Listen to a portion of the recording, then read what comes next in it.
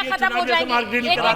अच्छा दूध पानी का पानी हो जाएगा। मेरा सवाल सर महाराष्ट्र में करा आपने लीजिए। मुस्लिम महिलाओं की बात की। हाँ बोलिए बोलिए। सुचरिता जी, सुचरिता एक सेकंड, आपने मुस्लिम महिलाओं की बात की तो मैं आपको याद दिलाना चाहता हूँ, ट्रिपल तलाक के वक्त की बात याद दिलाता हूँ। मोदी जी ने कहा था मुस्लिम महिलाएं मेरी बहन है। सबसे पहला सवाल, मुस्लिम कितनी महिलाओं को मोदी जी ने टिकट लड़ने के लिए दे दिया इलेक्शन में, ना लोकसभा में ना विधानसभा में। सबका साथ सबका विकास तो खोखला निकल गया। उन्हीं की बहनों को जब हिजाब पहनकर कॉलेज में जाके पढ़ना था, वारिस साहब ये सवाल तो मैं आपसे भी पूछ दूंगी कि MIM ने कितनी महिलाओं को वोट तो मोदी जी की बात तो अब झूठ है। MIM ने कितनी महिलाओं को टिकट दिया? आप तो खुद को मुसलमानों की पार्टी कहते हैं, आप तो खुद को मुसलमानों की पार्टी कहते हैं, आपने कितनी महिलाओं को टिकट दिया बताइए जरा।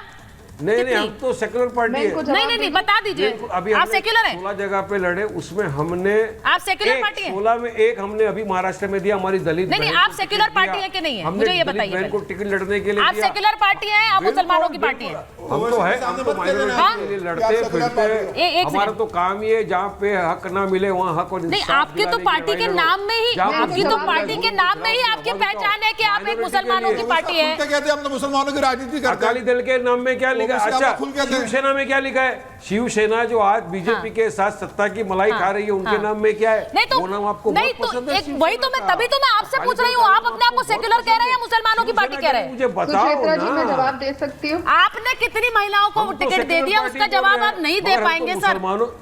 सुनिए, बहुत इनन्यूमरस बहुत दिया है। नहीं दिया, ये बोल नहीं सकते आप। नाम बता दीजिए। नहीं दिया आपने, नहीं दिया है। अरे चलिए वो अलग टॉपिक, वो अलग टॉपिक है। मैं आपको बता रहा हूँ, आप चेक कर लीजिए। अच्छा, वो अलग टॉपिक है। महाराष्ट्र 16 के नाम है, उसमें हमारी एक दलित बहन का नाम है, उसको हमने टिकट दिया है लड़ने के लिए।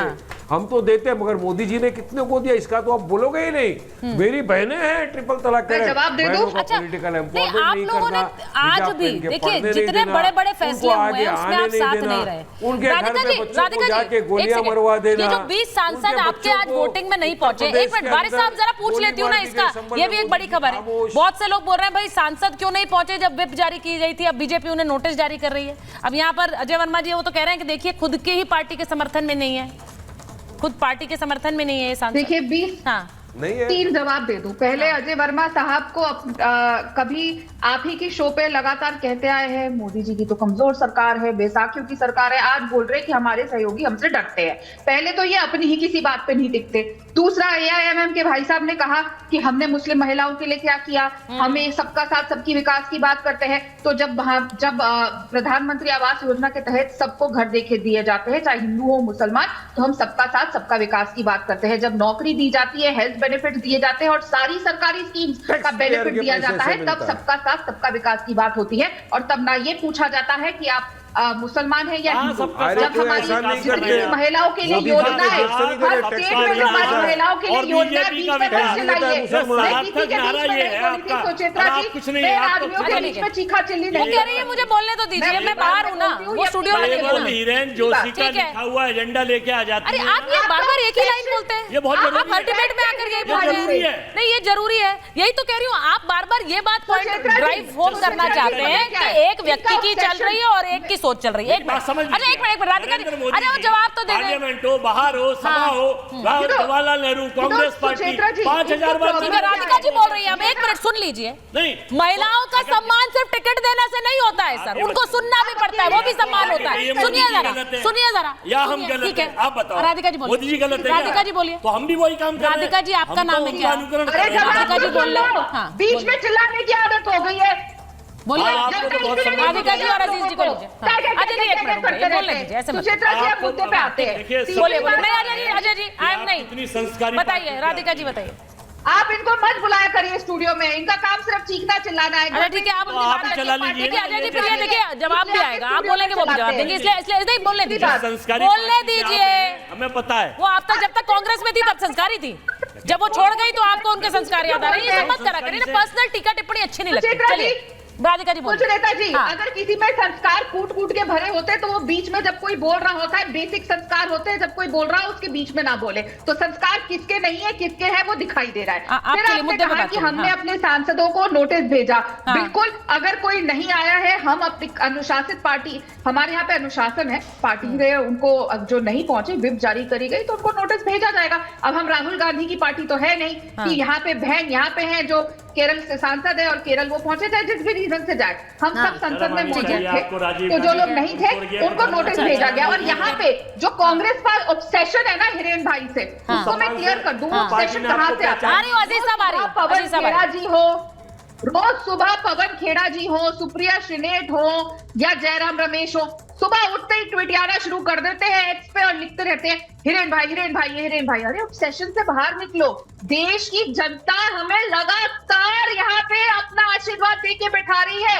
महाराष्ट्र में मुंगी खाए हो, हरियाणा में खाए हो, झारखंड में आपकी सीटें कम हो गई, जम्मू कश्मीर में अस्तित्व निकल गया। आपके सहयोगी दल आप पे सवाल उठा रहे हैं, जो आप ईवीएम पे रोज सवाल उठाते थे। देखिए मेरा ये कोशिश है कि जो आम आदमी देख रहा है उसे ये समझ तो आए कि भाई इतना बड़ा कौन सा फैसला देश के लिए होने वाला है जिस पर इतनी चर्चा हो रही है, जिस पर देश के बड़े बड़े जो नेता हैं वो विरोध कर रहे हैं। वन नेशन वन इलेक्शन कैसे आएगा? अब अजीज साहब, इसका एक छोटा सा उदाहरण मैं आपको दे रही हूँ। आपके एक नेता हैं, वो एसटी हसन साहब ने कहा कि देखिए ये वन नेशन वन इलेक्शन नहीं है, ये वन रिलीजन लाना चाह रहे हैं। अब उन्होंने ये टीवी पर बयान तो दे दिया, लेकिन आप सोचिए कि छोटे शहरों में और मोहल्लों में बातें फिर ऐसी ही होती हैं, फिर वो मिस इन्फॉर्मेशन कैसे होती है कि देखिए वन नेशन वन इलेक्शन ला रहे हैं, तो एक वन रिलीजन भी लाना चाहते हैं। ये देश में चाहते हैं सब एक ही धर्म का प्रचार प्रसार हो। क्या ये सही है अजीज खान साहब? देखिए सुचरिता जी, दो तीन बातें भी राधिका जी ने कहा कि लगातार में चुनाव जीत रही है बीजेपी। देखिए सबसे पहली बात, इसका घमंड नहीं होना चाहिए। जनता चुनती है और जनता गिरा भी देती, जनता बादशाह भी बनाती और जमीन पे लाके खड़ा कर देती, वो होना नहीं चाहिए। चुन रहा है। देखिए दो तीन बड़ी इंपॉर्टेंट बातें हैं कि एक जातीय जनगणना तो ये करा नहीं पाए।